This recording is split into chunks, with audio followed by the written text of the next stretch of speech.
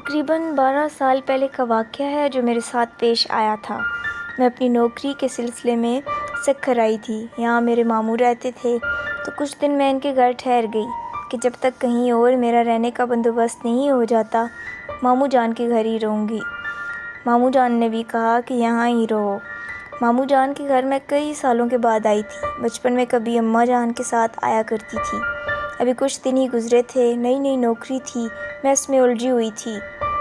ایک دن میں لیٹ واپس آئی۔ کھانا کھا کر میں اپنے کمرے کی جانب بڑھی تو مجھے ایسا محسوس ہوا کوئی اوپر کی جانب گیا ہو۔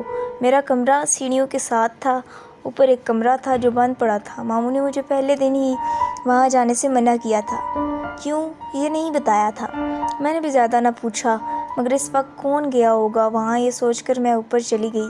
کمرے کے باہر پہنچی، اندر سے مجھے کسی کی ہنسنے کی آواز آئی۔ دل بری طرح دھڑکا۔ فطرتی تجسس کے باعث میں نے دروازہ کھولا۔ اندر کوئی بھی نہیں تھا۔ میں نے نظر گھما کر چاروں جانب دیکھا۔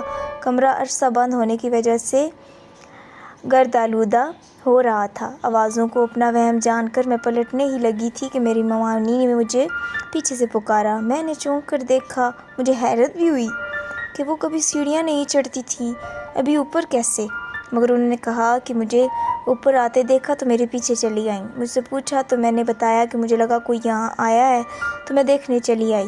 خیر میں ان کے ساتھ نیچے آنے لگی۔ ابھی 2-3 سیڑھیاں ہی اتری ہوں گی کہ مجھے محسوس ہوا کہ کوئی پیچھے آ رہا ہے ہمارے ساتھ اور ہنس رہا ہے، مگر وہاں تو مامانی تھی۔ میں نے ڈرتے ڈرتے اپنی گردن گھمائی اور میرے ہوش اڑ گئے۔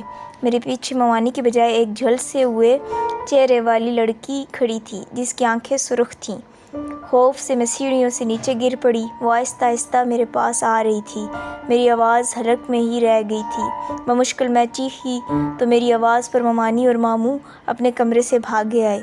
میری حالت بہت غیر ہو چکی تھی۔ میں نیم بے ہوشی میں تھی، مگر مجھے وہ لڑکی اپنے سامنے محسوس ہو رہی تھی۔ ماموں شاید سمجھ چکے تھے مجھے کیا ہوا ہے۔ انہوں نے مجھ پر دم کیا۔